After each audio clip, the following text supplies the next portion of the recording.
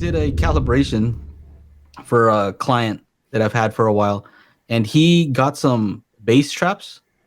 Right? The company. So basically, here's the thing. I asked him, by the way, if it was okay if I talked about it, and he said, "Yeah, for sure. It's a learning experience for everybody, right?" And so I think this is something that all of us can learn from.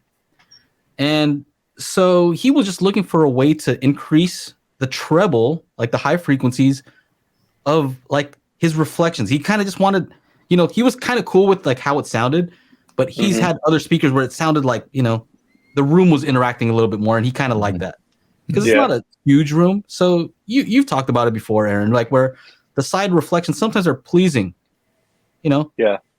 And he has curtains all around, which are absorbing all the high frequencies, right? So that's understandable, right? That might happen.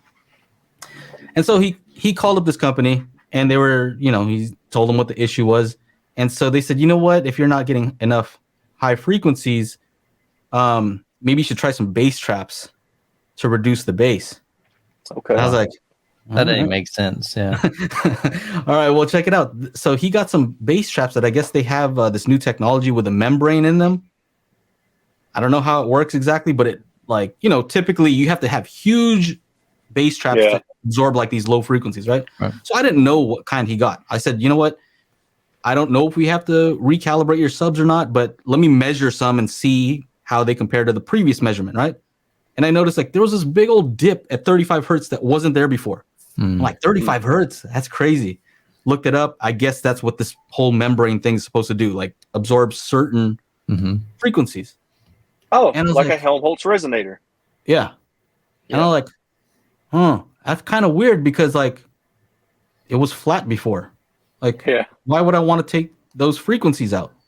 Now I got to undo the thing, right? I said, I don't know, man. You might want to send those back. He's like, they're already out of the box. They were big. It's cool. I'll just leave them, I said, all right, well, I got to recalibrate then, right? Yeah. So basically, I had to add back the bass that it took out. So here's the lesson. The lesson is before you do upgrades, like room stuff, room treatment, things like that, I think it's important to have a particular goal in mind. Like, is there an issue that you're trying to resolve? Because if there's no particular issue that, if you're like, I heard sound treatment's good. All right. Yeah, it's good, but you have to get specific stuff, right? Yeah. So I think they should have taken some measurements or asked him for some measurements, or if he had any measurements, because I have tons of measurements for him. Right? Like hundreds, right? So if they would have looked at that, they could have probably said like, oh yeah, maybe we shouldn't take out 35 hertz for no reason. Yeah.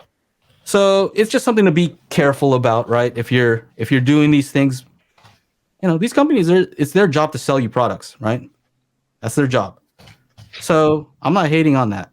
But I wish that they would ask more questions. But that's a good point, though.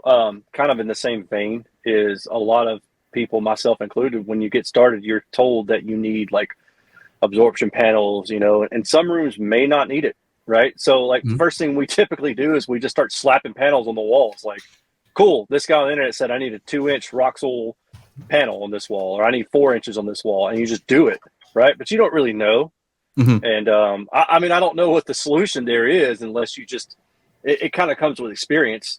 And in car audio, one of the things that we always told newcomers was like, get out and go to shows and ask people for demos and ask them about their setups, right? So you can't really easily do that in home theater, but it's becoming more easy now with like the internet. You could have Facebook groups and things like that. Even AVS Forum has a regional thing, right? Where people will say, hey, we're going to get together at so-and-so's place on this day or whatever and demo their system. So I don't know. I just think it kind of comes with experience, but I agree with you.